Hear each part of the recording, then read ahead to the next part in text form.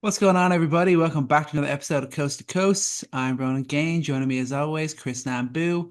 Thank you so much for making this your first podcast for NBA coverage. Remember, you're on YouTube. Make sure you subscribe, leave a comment, let us know what you think. If you're on Apple Podcasts, you're on Spotify. Make sure you leave that 5-star review. You do that, we'll keep producing that content.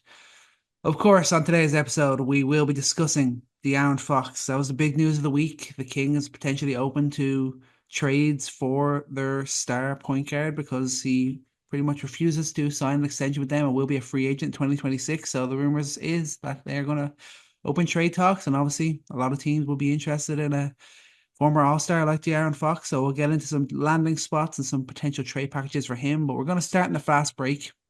Got a few little bits to touch on. We gotta recap Rivals Week. There's been a few injuries we need to discuss, but before we get into that, Chris, how you doing, man? Yeah, I'm good. I'm good. Ready to go. Ready to talk some basketball and ready to talk first about SGA. He had a second 50-point bomb in the last week, and they did not win. I lost, I yeah. was texting you about this last night because the Warriors, they've just been a sad team to watch at times. You don't get that Curry magic as much. He's a little banged up. And you see that in the first quarter, second quarter. They just can't really get any offense going. Draymond Green's not playing. Kuminga's out. Where's the hope? I stopped watching halfway through the third, and then I come back in the fourth, and they're in this game. And then you get the Gary Payton dunk on Isaiah Hartenstein. I'm throwing this in there because, man, is there a little hope for the Warriors when they get to playing the way they did last night? They beat the best team in basketball. They beat the best player in basketball right now. And they did it with what they do best. They share the ball, they move fast, they play quick defense, and they get enough shots from three where they can keep up. I mean, I'd love to say yes, but they've also lost to the Lakers twice this year. So I mean, that's the bar we're thinking about. You're kind of like, yeah. I think more just off night for OKC. I mean, it must be bad luck to score so much in the first quarter. Like the same thing happened the other night for the Lakers. They were AD outscored the Hornets in the first quarter. That ended up being a 2 point game in the end. So like that, those are the way that it goes sometimes. Now I think that was more just off night for OKC. Maybe just took it for granted a little bit. That's why the Warriors are still going to be competitive and why you can't like rule them out from maybe scraping into the playoffs through the play-in. But in general, I'm not gonna change my opinion of them. I think they're a team that, while I get why they don't want to make any major moves because there's just not that major move that could really make them a legit contender. I do get that side of it, but like they're not good enough to really make any noise. I don't think so. Yeah. And on the other side of things, Oklahoma, it would be great to see them with Chet back in the lineup. Isaiah Mhm. Hartenstein, great on the boards, still doing his thing, moving the ball. His job is not to score, but going 2 for 10, when that floater's not going for him, he's not really got any game inside. Hopefully, when Chet is back, they'll have a little bit more of an interior presence, especially against teams like this where, they just don't have any size. The Warriors were weak in there and they could not take advantage of it. Um, Moving on, I want to talk about the Celtics real quick.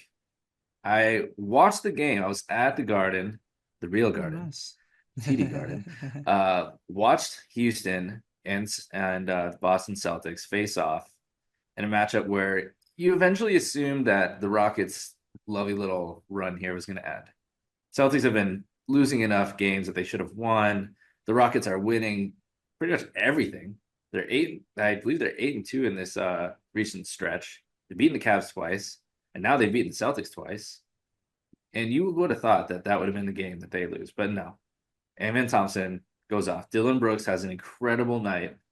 I talk way too much about the Rockets, so I won't continue to lament them right this second. But the Celtics, they're on a 12-10. We'll call it a slump. Maybe it's a mid slump.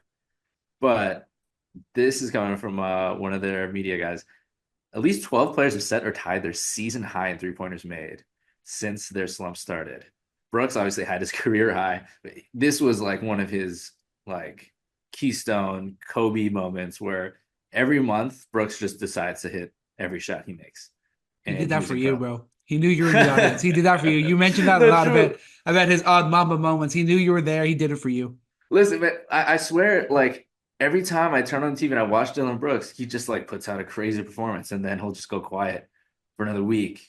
And like that's one of the games you want to see. Like you want to see your Lance Stevensons, you want to see your Dylan Brooks have their crazy games. But on top of that, they lose to the Lakers. Vincent hits his season high. They lose to the Pelicans. Murphy and Murray both hit their career high or their season high. Lose to the Kings. Keegan hits his season high. Russ gave him 4 3-pointers. Randall gave him 5. Jaden McDaniels gave him 4 when they lost to the Wolves. Is this just all bad luck?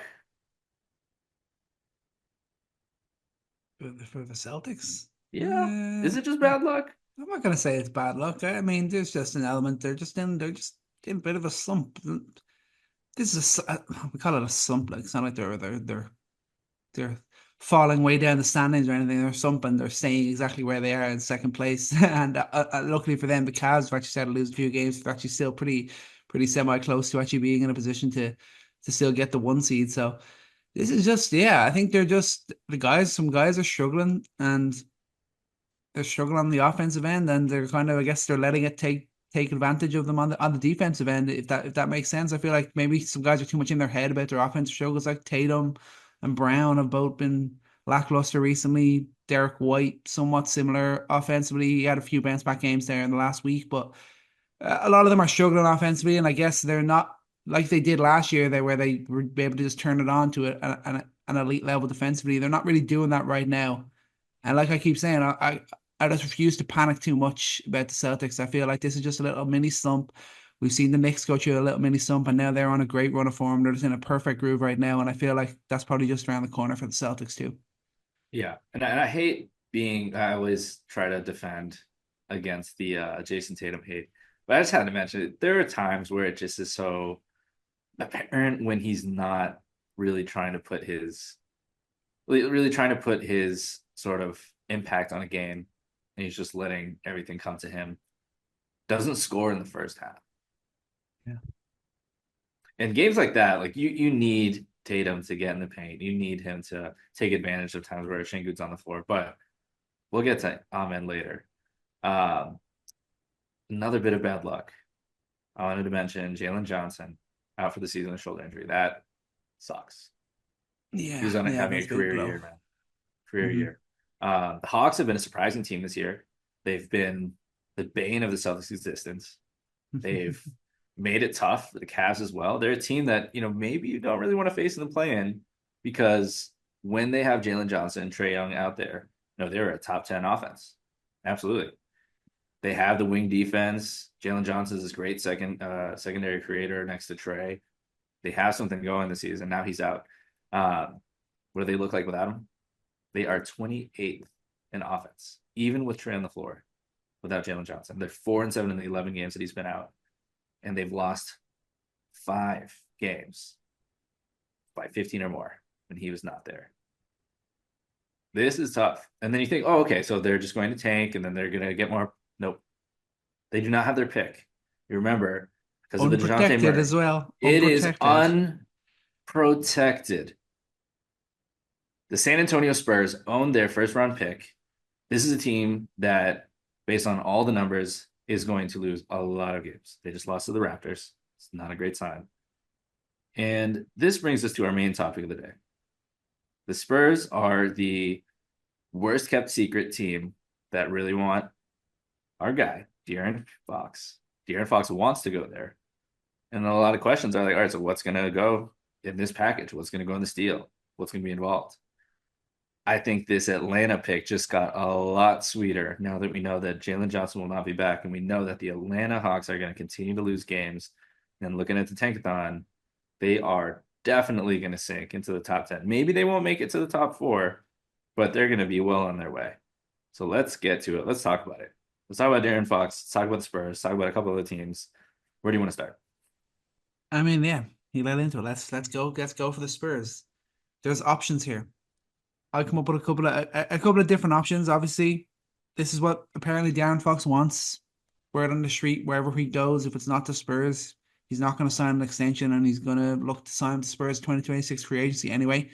But if you're San Antonio, maybe you don't want to take that risk. Maybe you want to just move for him now while you can, and then and agree an extension with him right off the bat.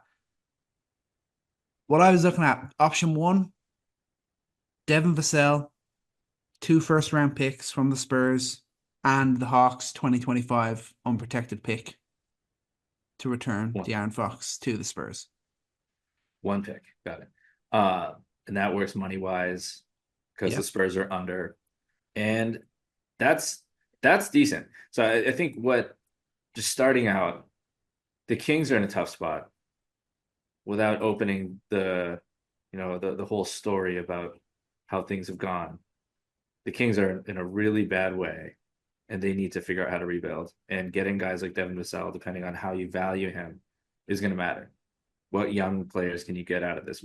How can you start to rebuild? And is that pick going to be enough? I think it's going to take more. I think it's going to take more picks. And Oh wait, just you did not be hear me. I say 2 first-round picks from the Spurs and and got it, and got the it, got it, got it, 2025 got it, got unprotected it, got it, pick. got it. I think that's where it becomes enough. If you are getting 3 first round picks, you're especially getting Atlanta's, and I think they would probably also ask for Chicago's.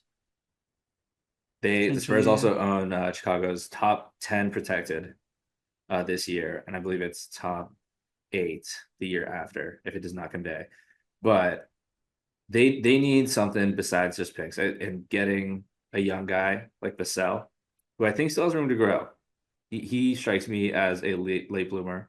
After injuries, he's getting a little bit better, a little more efficient from three, and I think that he'll be happy to go there. But if the Spurs can avoid it, I wanted to bring out Sam Vecini's trade. Sam Vecini wrote on a 3-team trade that I found to be very compelling. Have you seen it? Hmm. You can lay So, that there. I'll just say before you lay that out, I'll say that my option two trade for the Spurs was Keldon Johnson, Stefan Castle, and mm, I'll say 1 first-round pick. I think if you're getting Keldon Johnson and Stefan Castle, I think you could maybe it might have to be one of the Hawks unprotected ones to get it for only a single pick, but I think that's the area I was looking there. That also works money wise.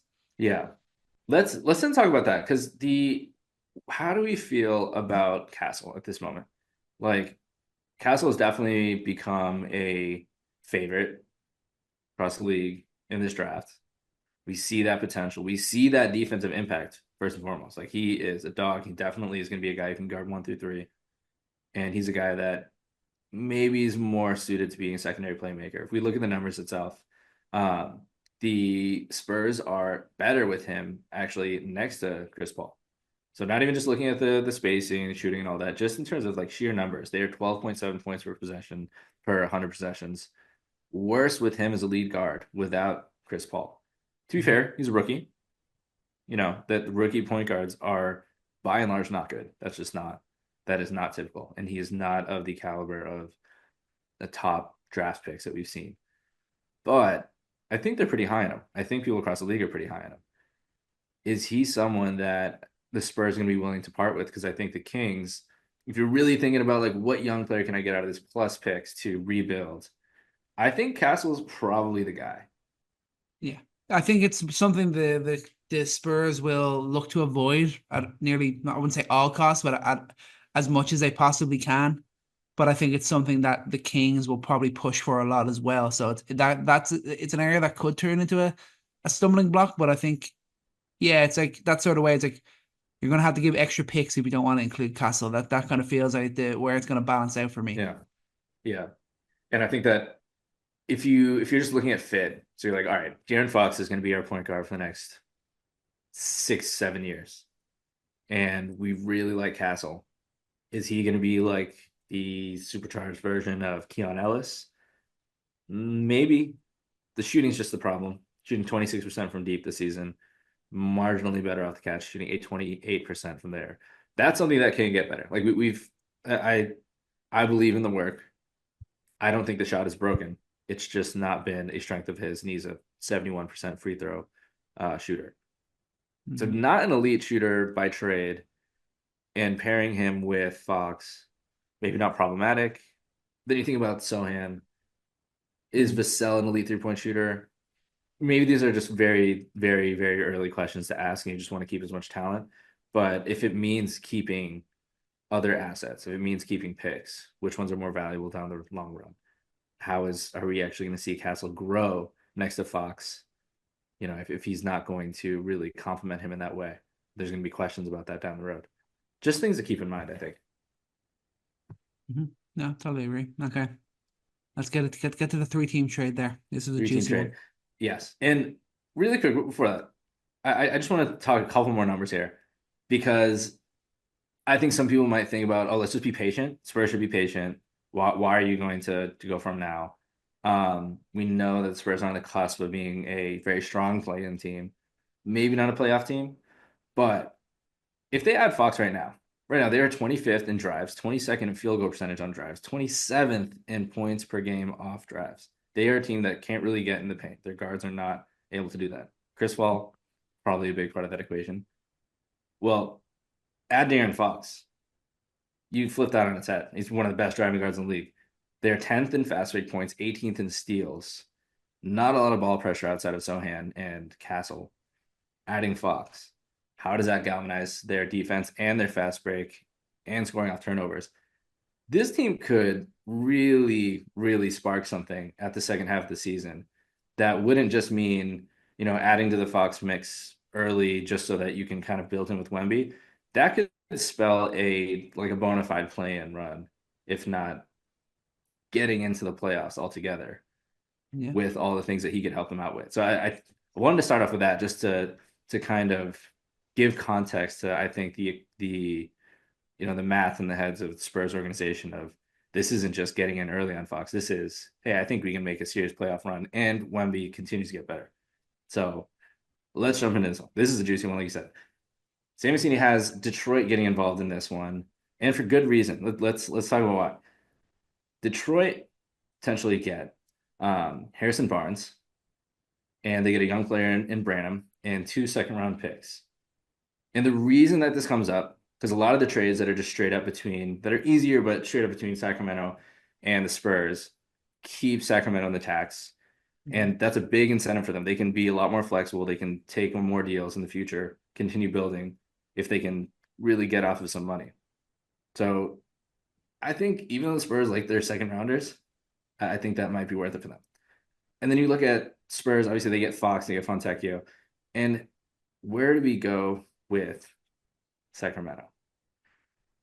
They're probably going to end up getting Trey Jones, Wesley, Mamu, 27 Atlanta pick, 2031 Sacramento pick, 2025 Atlanta, 2025 San Antonio Spurs, and a top 10 protector from Chicago. So they basically get nothing outside of picks, unless you really like Trey Jones.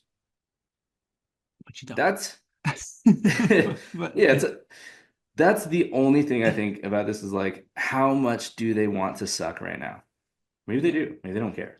Maybe this is all just okay. We're all in on just future draft capital, and it's a pure future oriented move without any sort of idea of like working with a prospect like a Castle or like a Vassell, like you were saying.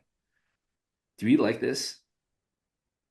Yeah, it's interesting. Obviously you get every rumor under the sun comes out. Like yesterday came out, the Suns want or the Kings want win now pieces back for De'Aaron Fox, and I'm just like, it's like that is just so unrealistic. I love, yeah, you're saying that, but I think it's far more likely that they look to potentially do deals that could potentially involve DeRozan as well and getting rid of him and like killing two birds with one stone in this sort of move. I think that's far more likely to happen than them actually getting back win now pieces and them remaining a competitive team. This feels like if you're giving up on Fox, this feels like a complete blow it up job. Like I don't see any other way around that unless they were somehow gonna fall on the number one pick next year. That's the only way I could really see it. Yeah, it's really tough. I believe that though. It's the Sacramento Kings, and not as even a slight to them, but they are so focused on being competitive and not really focused on the future. And we saw that with the Halliburton Sabonis trade, which You see if that? you Did you see think that? I saw that tweet there. It's like the Kings got rid of Halliburton so because they had Fox, and now they're getting rid of Fox just like 2 years later. It's like that is the most Sacramento Kings thing ever. and that's one tough way to look at it, but I think it seemed like the noise there at the time was that Fox was the less valuable asset than Halliburton. Halliburton was a rising and you know, more higher potential prospect, given that Fox was not what he is right now. I mean, he really, really, really blew up once Tyrese left.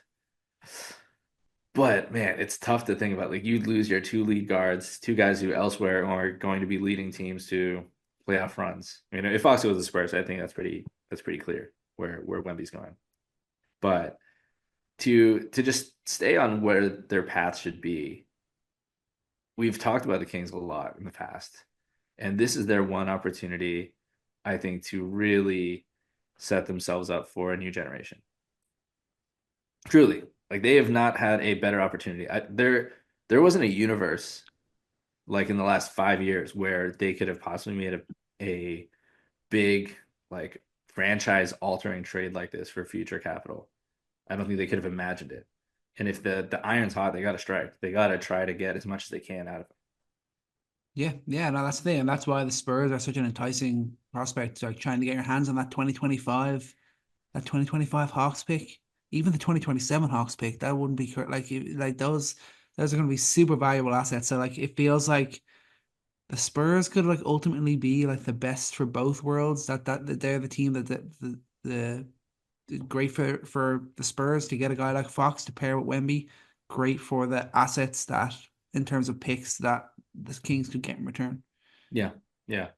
Um, I think that man, if they, where else could they go for win now pieces? I think that you go right into a trade with a team like the Rockets, who I will preface by saying I don't think they should do anything right now. I love how well they've been playing. They are on such a roll and the chemistry is great. Don't want to mess with that. But when you think about a team like the Rockets, who have struggled at times to keep their leads, struggled at times to find clutch scoring, um, unless we're talking about Amen Thompson developing, but a team that really kind of needs that lead dog scorer. Jalen Green is showing flashes, but I think you still don't fully trust it yet. Then you just imagine, wow, can you think about how fast this team could be? They're already so fast. Amen Thompson's already such a nightmare in the open court. Jalen Green's such a nightmare in the open court. Tari Eason, Jabari Smith when he's healthy. Then you add Fox to that. That's pretty enticing. And they have the win now pieces. Fred VanVleet, reunite him with DeMar DeRozan, and you get a future. You get 2 first-round picks from them, and you get Reed Shepherd. Mm-hmm. That whose offer is better? How you check a lot more boxes with that, to be honest. Yeah, I mean that's what I have here. I have to get the Pistons involved just because they're easy to make money work. But Everyone's a dumping ground of Kings salary. get Van Vliet, Shepherd, and I said Van Vliet, Shepherd, and the Suns assets that the Rockets own. Yeah. Rockets get Fox and Trey Lyles. Pistons get Crowder and a second rounder. Mm.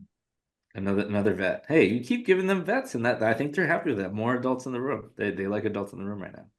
But I think with a caveat to this, like Houston, unlikely to do this. And I think also, if you just think about how good Amen's been, and sorry, I'm going to talk about him real quick here, but dude, he's been insanely good as a starter. 8-2. He's averaging 19.2 points per game. He scored a career high 33 against Boston. And yeah, they beat the Cavs twice, Celtics twice now.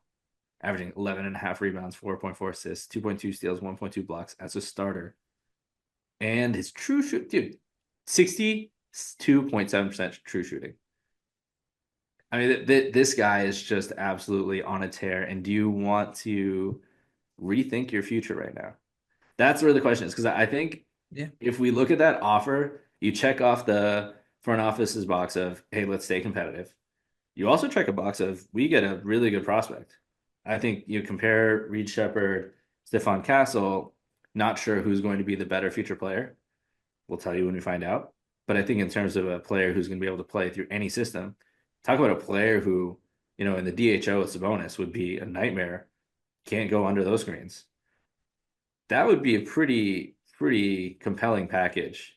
Not to mention the first round picks and Suns assets when you have no idea where those Suns picks are going to go. So, It'll be super valuable, those Suns picks, in my yeah. opinion. So, given how good Amen Thompson's been, does it feel like Does it feel like the trigger you want to pull, even if it's in the summer? It's not even talking now, just like in general, just thinking about medium slash long term for the Rockets, given what we've seen. Does it make sense? You gotta like. Hopefully, these people are obviously thinking beyond the right now. Just as someone watching the Rockets and liking what I'm seeing from them, I'm like, you can afford to wait.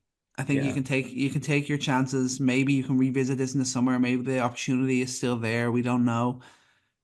I just think, yeah, I think now is not the time for the Rockets to do it. Yeah. Fox is a really good player, and I believe like he is like that. Like he's shown himself to be a consistent 25 point per game scorer for over the last 3 4 seasons. Like he is at that level. That's something that the Rockets need.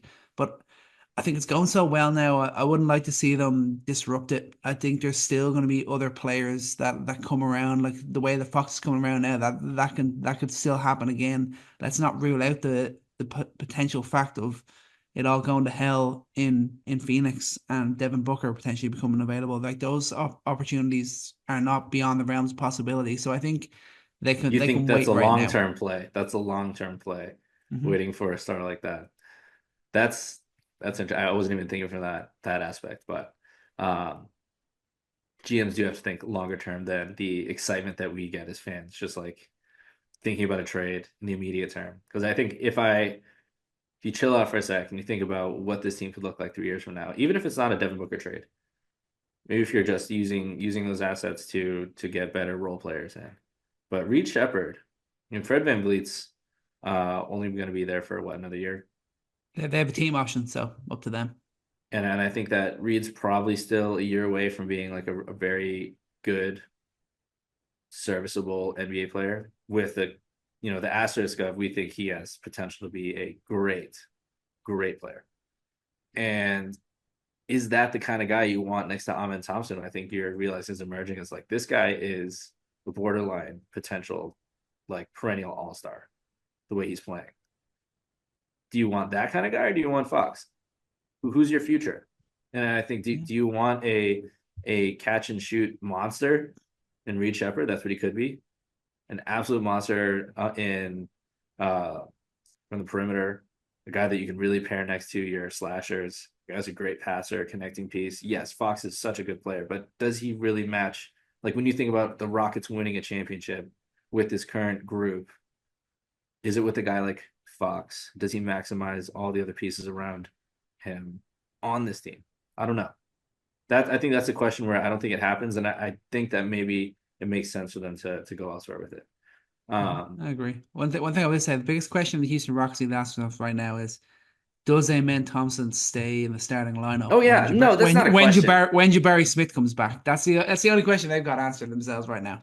That's undeniable. That's undeniable.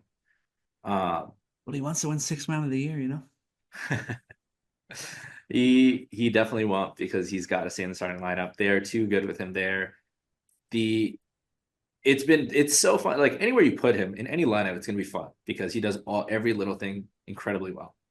But I think in short, like they get too much out of him in the starting lineup. He's too good as a starter to not.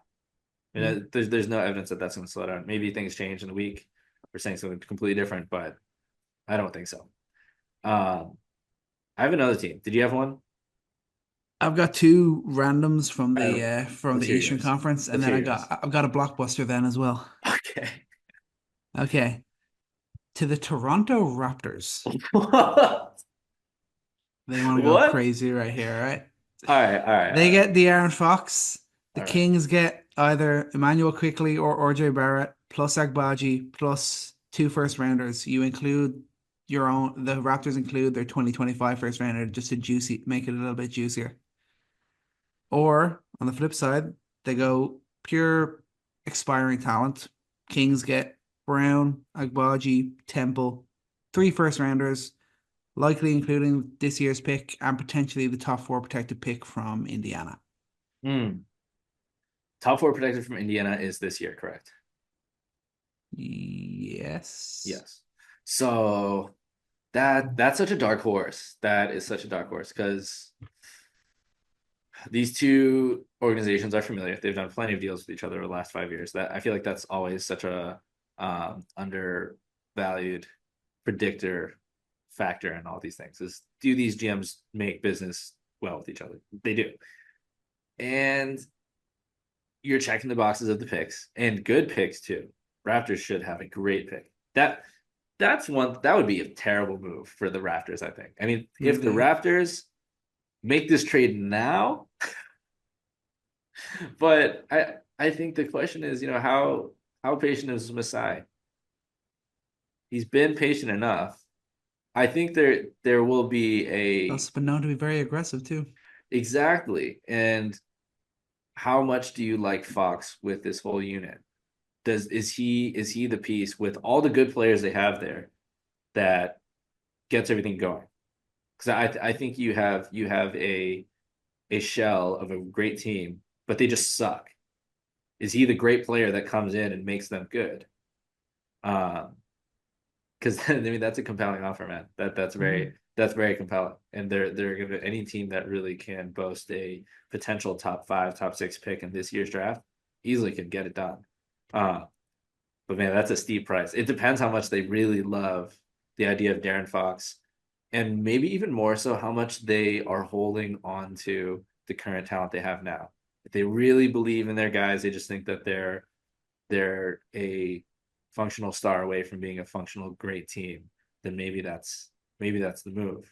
Yeah, that's it. This kind of came about in my mind just because like how high we were kind of thinking of the Raptors going into the season and what Yeah. they potentially could have been. It's like, is this the guy to maybe just get them closer to that realm again? But yeah, that's a bit of a long shot. But this is also the idea that maybe the Kings want to make sure that he goes to the Eastern Conference to not deal Yeah. him in the West. Yeah. The other one then is the Nets. Obviously, they've apparently put their hat into the ring. They want to get involved in this.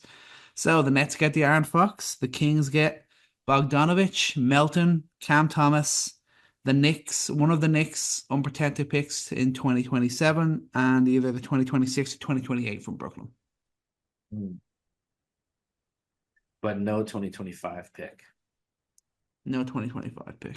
I think that will be the non-starter for the Kings because they can entertain 2025 picks from a handful of teams now. And this is going to be one of the more overhyped potentially drafts for a while. And then Nets are going on to that number one pick. They're not moving that 2025 pick. That's not Yeah. let's not be crazy there. Yeah, exactly. So would I mean Cam Johnson and Keegan Murray, you're talking two I actually great didn't wings. include Cam Johnson in it. No. You could move him in there.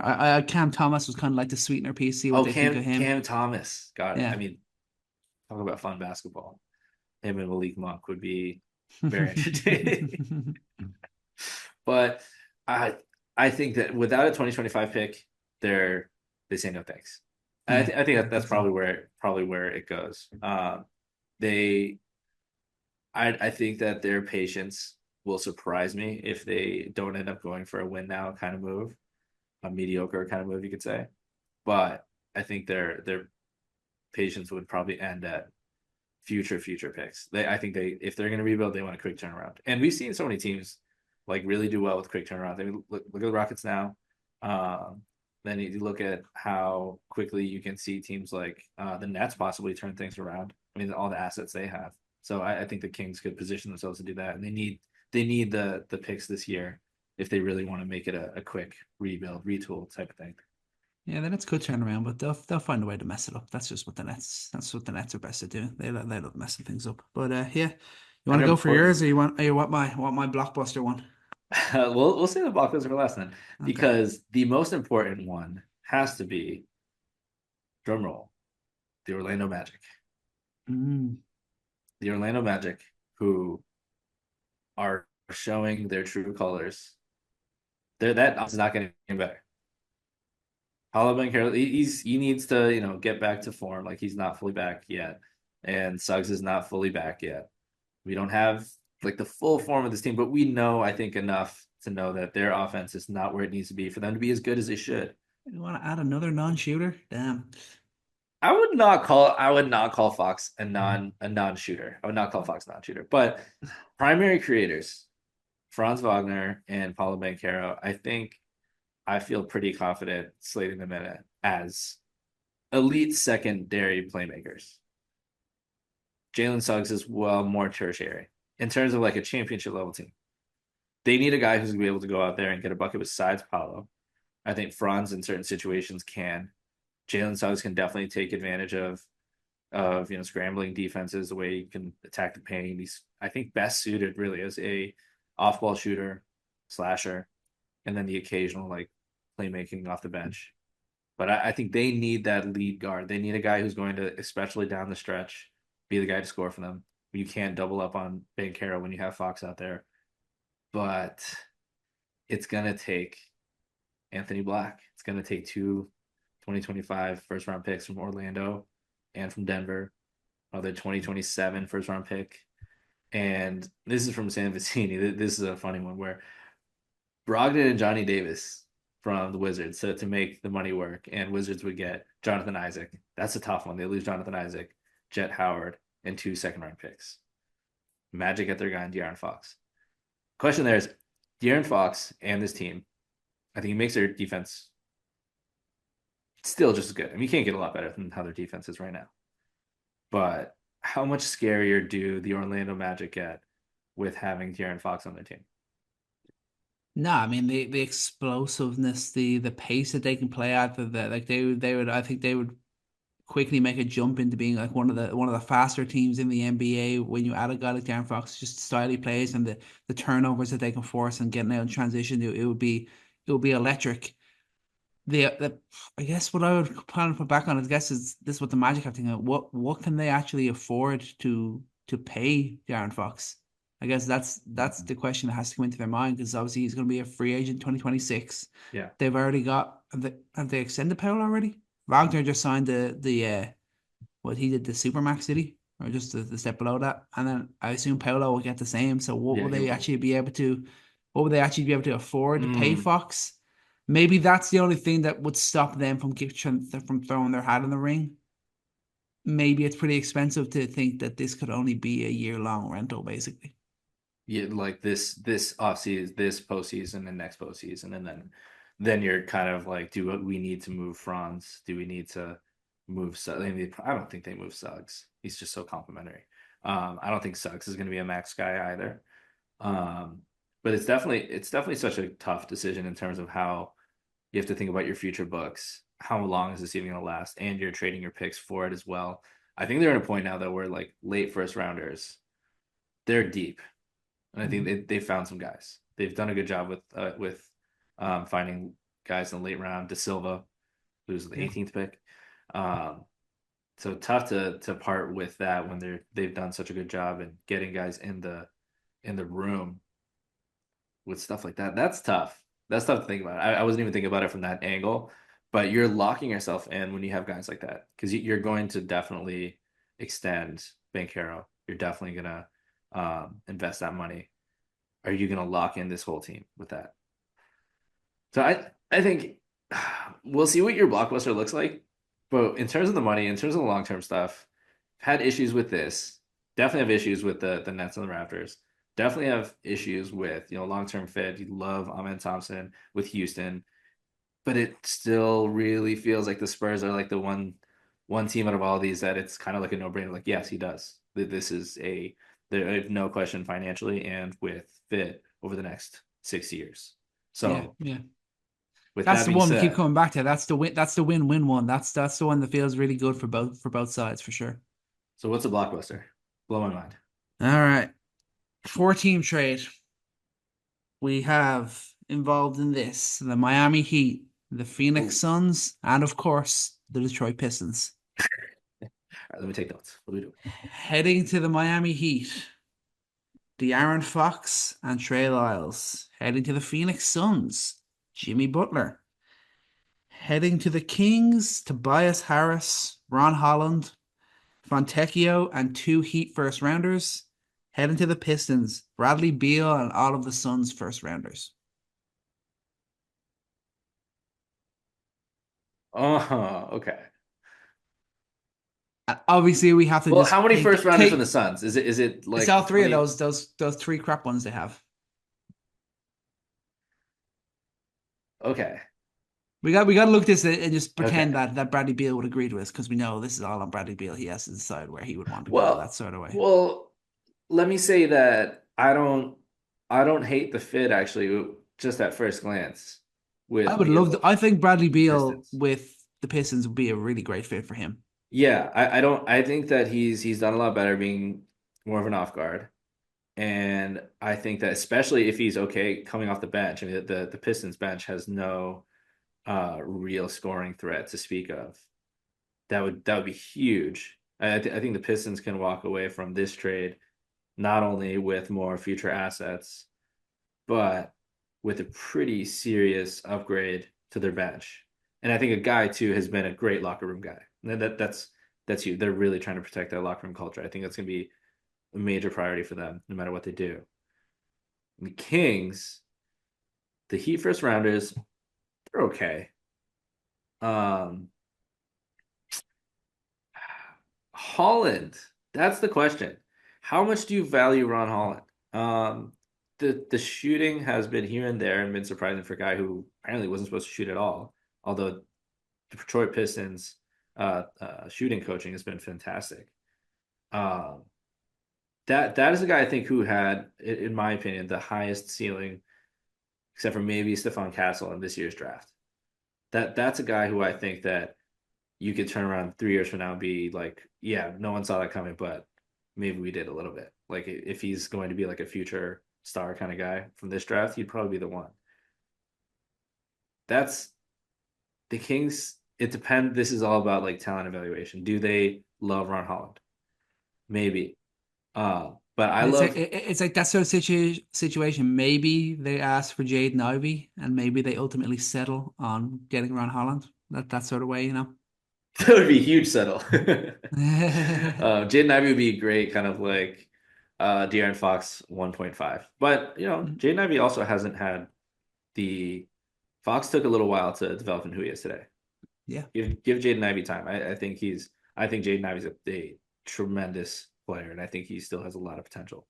Um, that's where I was going with this. I think that unless Ron Holland was their guy, I don't think the Pistons would get rid of would lose Ivy just to have Beal in the room. I think for Holland, maybe. Um, but the Heat, I mean, having De'Aaron Fox with the Miami Heat is something I love. That's my number one team that I want to see him on. I want to see him in a Heat jersey. I want to see him there for the next 6, 7 years, and I want to see like his level of clutch play, like a clutch guard, plays both ends of the floor. It's incredibly explosive, and you get to reunite him with Bam. You just throw Monk in there too. You do Sure. that. But just I don't know how. I don't even care. Like, can Monk just go to the Heat if that happens? Because that would be amazing. I'd love to see that happen. Because I just think in terms of the vibes, in terms of the competitiveness, in terms of getting him to a team who's going to absolutely unlock him as a player. Yes, I think Popovich would do that. I think the Spurs and Wemby, for many reasons, would do that. But it's a Miami Heat, man. De'Aaron Fox in a Miami Heat jersey would be electric.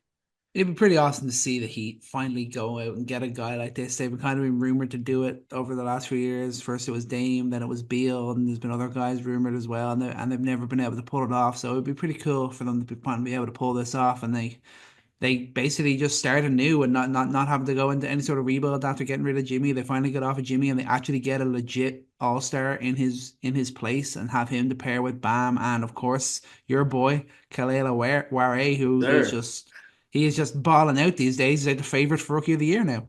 I'm telling you, man, I misspoke actually, Ron Hall. I still think he was a dark horse and still is a dark horse being like the best player in this draft. I mean, No man, you where said it, else are and you getting a 7 footer who's shooting like that and is a vertical threat?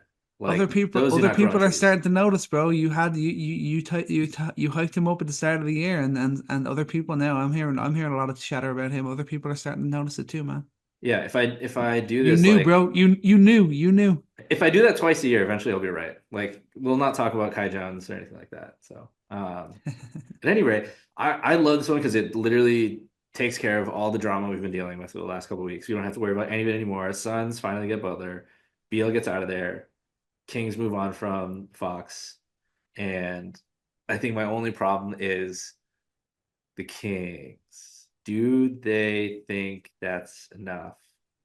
I don't think I don't think it's enough. I think the Suns the Suns first round picks are going to the Pistons, so to make losing Holland worth it.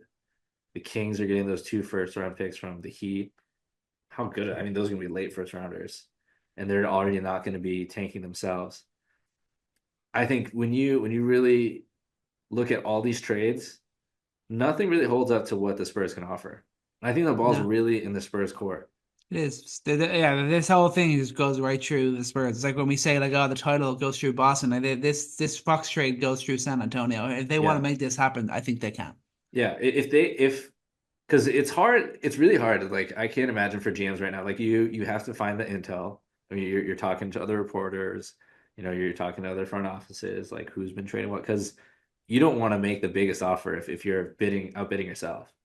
Mhm. And I say that from great experience watching the Bulls do that all the time. But the Spurs could do all that, but do they have to? Do they have to really empty the checkbook? Do they have to send every pick like that? I think they could probably beat it with just their own in the Atlanta 2025 pick Yeah, and the Atlanta one of their 25 futures. is just it's just uber valuable. Like that is especially now that Jalen Johnson's got injured. I'd say once the Spurs heard that, they go, "Oh yes." And then it comes out, what is it before? Probably it was the day after. Jalen Johnson came out yesterday. The day before was when the Fox News broke. They probably just saw that and go, "Okay, we're in business here now." Well, here let's think about the opposite though. I think this is my last my last angle on this, but and it all kind of hinges on this Atlanta pick. It's so funny how this ends up how it comes into play. But so right now Atlanta's 22 and 25. They're it's funny how the schedule's gone because of some of the delays, but they're just one spot ahead of San Antonio, two spots behind Chicago, behind Philadelphia. I mean, they're really let's look at this. Right now, they're at a 3%, 2% chance for number one overall pick, but they've lost six straight. They're they're well on their way, and they are currently, let's see, 15 games behind. But in order to jump into the top four, top five, they're only 8 games behind. And let's remember what they did last year. Let's remember how they ended up with the number one pick last year. Maybe they're going to go full Cleveland Cavaliers on it, you know? Yeah, I mean it's very possible. So if you're the Spurs too, yes, you get your point guard of the future, but then that's that thing you mentioned earlier is Fox is very determined to get there. Is there a way you keep this, or you keep one of these, or you keep both? You get two shots at Cooper Flag. Because the thing is, there's a universe where San Antonio gets in the play-in, has a good little time, maybe they even win both games, get in the playoffs, and they still get Cooper Flag. And now you get two shots at Cooper Flag. Is that worth, are those lottery odds for Cooper Flag? And this whole draft, but like, well, I can't wait for us to do a draft discussion because it's a deep draft and we haven't had a chance to get into it. But even if it's not Flag, getting one of these highly touted picks in this year's lottery, is that worth it over De'Aaron Fox right now? Yeah, I mean that's the question you got to ask yourself because it's always so risky with you when you're going to, and they already struck gold with Victor Wembanyama. Do they take the chance on being able to do it again? Do these guys definitely pan out the way we all predict? Like there's so much to think about here. I think the Spurs front office are going to be having a few sleepless nights over the next week or so, deciding whether or Yeah. not they want to pull this trigger. You know who I think has a lot of sleepless nights? Maybe a little better now. But Anthony Davis, once upon a time, was the guy, was the next up guy in the NBA. Obviously, the Pelicans could not control the injury situation. But we saw how that situation devolved over in New Orleans because they mismanaged their future assets. They were not able to build young talent around him. And an era that should have been, Anthony Davis, New Orleans Pelicans, and building that team up ultimately became what it is today. So you look at that, and that's a cautionary tale for having a generational player like you have in Wemby. Do you make that all-in move? Ironically, that all-in move also occurred with the Sacramento Kings. True, true. Total coincidence, but something to think about when you're on the cusp of having two shots at players that are being discussed as potentially franchise-altering players in this draft, when you already have a league-altering player in Victor Wembanyama. It's a risk, but how much bigger is a risk to not be taking those risks and just settling for the known quantity in De'Aaron Fox?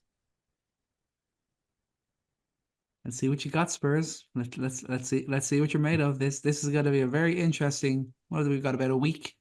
Got about a week until the trade deadline. Yeah, so This is going to be a very interesting period. What the Spurs do now, like this is like not to speak too big on it, because ultimately, like we said, they could ultimately end up getting De'Aaron Fox as a free agent in 2026. But like this feels like this could be like a franchise like altering decision, whether they go for him now, whether they hold back and ultimately get like maybe a top 3 pick this year. I think that I want to think a little bit harder on what you said about Fox. Is it really true that he would leave no matter what to go to the Spurs? I don't know, You but never know, because that's what you hear those things, and then ultimately he goes to a different place, and then he ends up loving it there, and then he wants to stay. Like it's so things can change so quickly. yeah. But anyway, that was fun. There's so many ways it can go. I did not think of that 4-team trade that fixes everything. I hope that happens because then it's just one bit of news and then we can just digest it from there. But they're gonna keep coming, and I think as we've seen, literally every single year, we end up having nothing. So there's also a chance this has all just been a fun make-believe conversation that we have to revisit in the summer.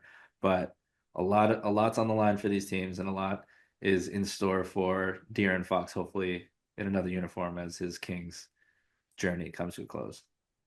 Yeah, exciting times ahead. Let's be positive. We're gonna get this some mad blockbuster deal to really shake things up. That's what we want to see. That's what we deserve, and hopefully, obviously, that Jimmy Butler saga ultimately ends as well. But before we finish up, I just got to say one thing to you. I don't know if you remember this, but when we were talking about the Knicks earlier on in the season, Mm. I made a point of telling you when the Knicks are really flowing, they'll be high in assists. They'll be up there leading the league. They'll be doing things like that. That's when we know the Knicks are really in a flow.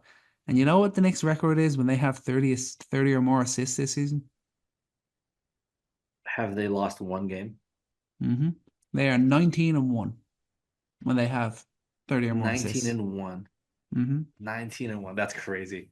That's crazy. That's that's what you see with these Knicks. When you know that when the Knicks are flowing, they are moving the ball like crazy and they are absolutely dominating teams. Like that win over the Grizzlies the other night was just beautiful. That was an incredible Unbelievable. game of basketball. They went out there and matched. They were like, we're gonna match the Grizzlies like intensity. We're gonna match them in terms of like the pace and stuff like that. And they did that with aplomb. It was really impressive. I know I'm not going to say this is how the Knicks are going to be forever, but like this is like the best. This is like the tier below the best version of the Knicks that we can see because we obviously don't have Mitch there. This is like the tier below that. They're in a great groove right now. Who knows how long it's going to last, but these are the times when you see this all come together and they just look so good out there. Yeah, I think that peak is attainable. That peak is attainable because you have the defense for it, you have the energy players for it. Defense is actually Most coming together a little bit. It's a miracle. most importantly, of Deuce McBride. Deuce McBride is just I love my Deuce. I that love that Deuce. has to be like one of my favorite, like off the bench, like just energizing kind of players. He dude, the dunk he had, I think it was against the Oh Grizzlies. yeah, yeah, that was Baseline. so You good. forget, I mean, this dude is 6'2" because of his hair. Like he's got hops, man. He's got Yeah. hops. But that was an exciting game. I think the Knicks will continue to do what they do, and that's why whenever you're having one of your little pissy moods about the Knicks, just gotta chill and remember that this team is just gonna keep getting better. Yeah. Don't get me wrong, we'll be back next week and they'll have lost 3 straight. I'm like, they're the worst team in the world. I hate them so much. Why do I even watch this team? You're But starting yeah. to sound like a Celtics fan, friend. But right now it's great. They're in a great groove. They're 1-5 in the bounce. Hopefully they'll make it 6 on Saturday when I go and see them put a beat down on the Lakers. But for now, that's gonna do it. Chris, thank you so much for joining us. Everyone, remember we are everywhere on social media at Coast to Coast NBA.